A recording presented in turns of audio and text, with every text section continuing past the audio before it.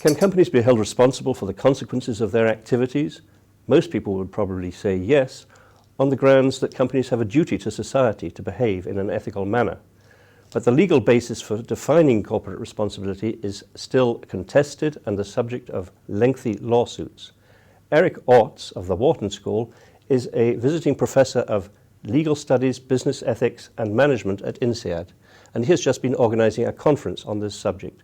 Eric, thank you very much for joining us at INSEAD Knowledge. Do companies have a moral responsibility to society?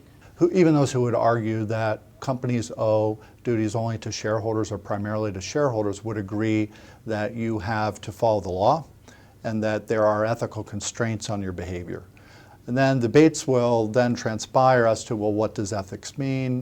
Does it mean that how far can you go to take care of certain kinds of problems?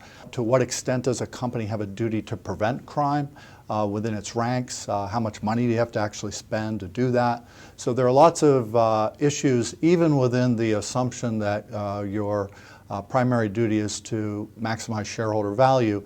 There's room for debate about what do you do about the law? What do you do about ethics? Well, how does current legal practice address the issue?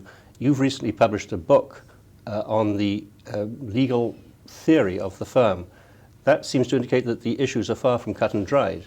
Yeah, I think the issues are not cut and dried, and one of the reasons for that was actually frankly motivating the conference and motivating increased interest in this question of responsibility of firms, ethical responsibility of firms, has been the financial crisis. And there's an outcry in the United States about why haven't more people been prosecuted for these crimes? Where are the bad guys who caused this terrible financial crisis? And there's a lot of different perspectives on that. Some might say, well, the political system prevents this from occurring. My own view is actually that the prosecutors in the United States looked very carefully at the institutions where there were problems. There were significant problems of fraud, et cetera.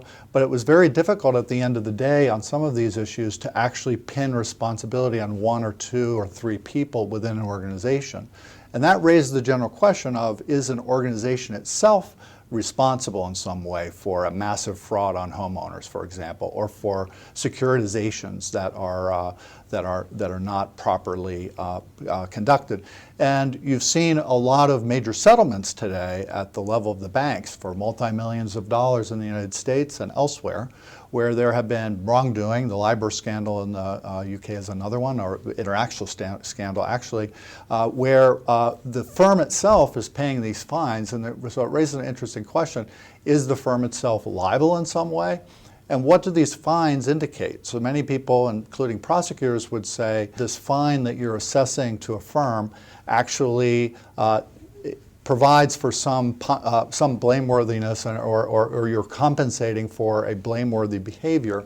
But it's not really, it's not that easy if you start to look inside the firm, which is one of the purposes of my book. If you look at what is a firm, how is it structured, who are the people that compose a firm and play different roles in the firm, then the question becomes a little bit more complicated. So when there's a wrong, let's say at time one, and then you have a prosecution and an investigation, and then at time T plus whatever number of days or months or years, you assess a fine against the firm, who actually pays that fine? Who are you actually punishing?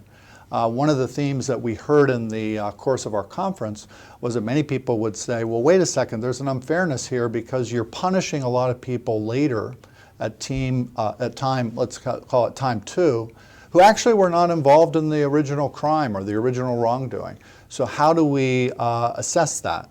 And I think others would say, well, actually, it's important to hold firms liable, especially if you can't find anyone else that you can pin the actual wrongdoing on. That there is, if a firm is lax in its incentive structures, is looking the other way when there's fraud occurring and the executives are really not paying attention to their compliance system, or they don't really care as long as their bonuses will come in at the quarterly time, then you might say, well, wait a second, it doesn't matter. So if you're a shareholder and you are investing in a company like that and you lose your money at time two, well, you'll learn next time that firms are responsible for their behavior, and that's part of doing business, and if you're a shareholder, you're taking that risk.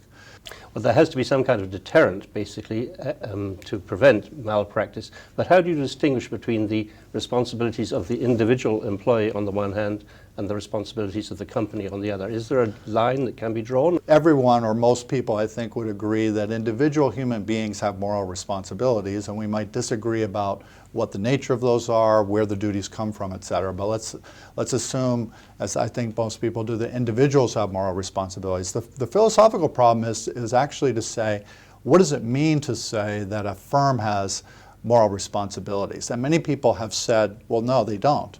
There's not, human beings have responsibilities, but firms don't.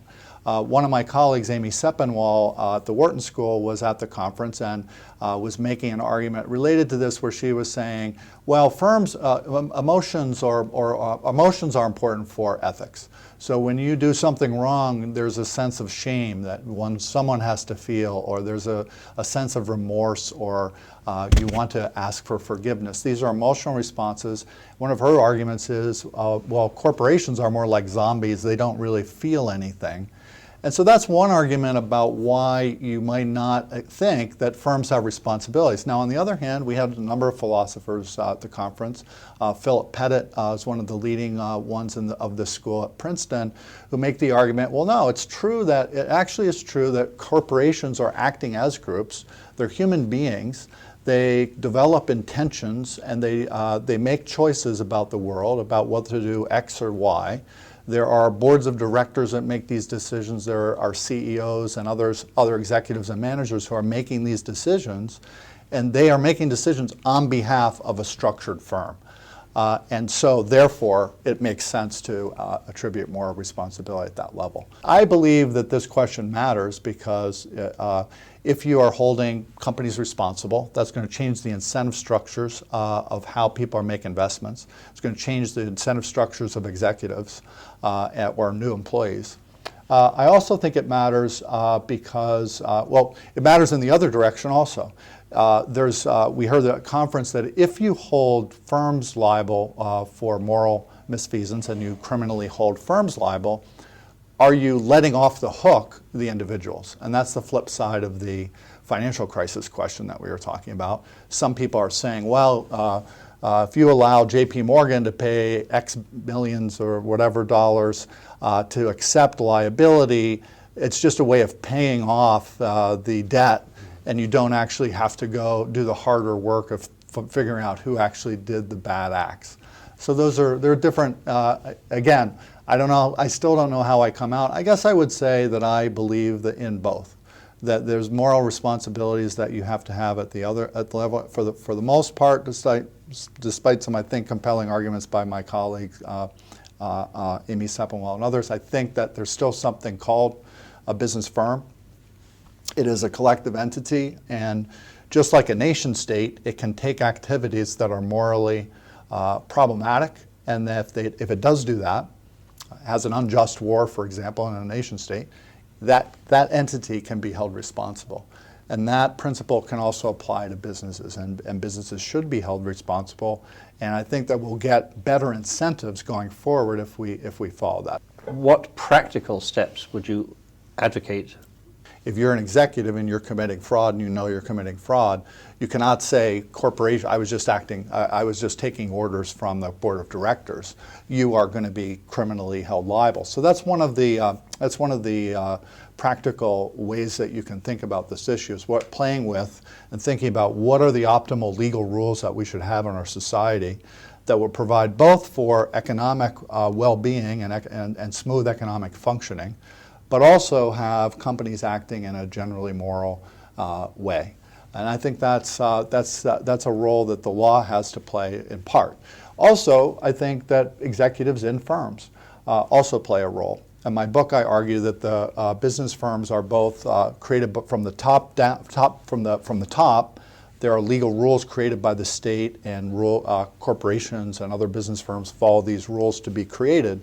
But also in our free societies, at least, and this is increasingly true in many places, and I think it's increasingly true even in China and some other places, you have bottom-up forces that businesses actually are creating themselves, right? So participants create the rules of businesses.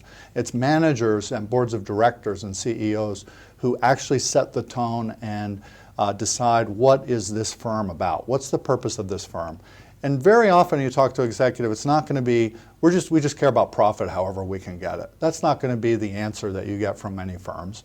It's going to be that they see themselves as providing a social role, and yes, they're making money, they want to make a profit, but as my dean at the Wharton School, Tom Robertson, has said, there's also a sense that business is a force for social good, and at a minimum, you don't want to be licensing massive frauds or massive environmental catastrophes as part of this idea of how you're making money or how you're making a living.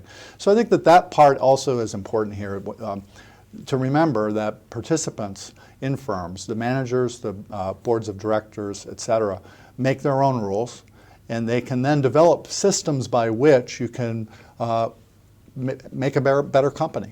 So it's a question of a combination of self-regulation on the one hand and legislation to compel firms to behave on the other. Exactly. You said it much more succinctly than I just did, but yes, that's exactly what I believe. Well, thank you very much, Eric, for joining us in INSEAD Knowledge. Thank you very much.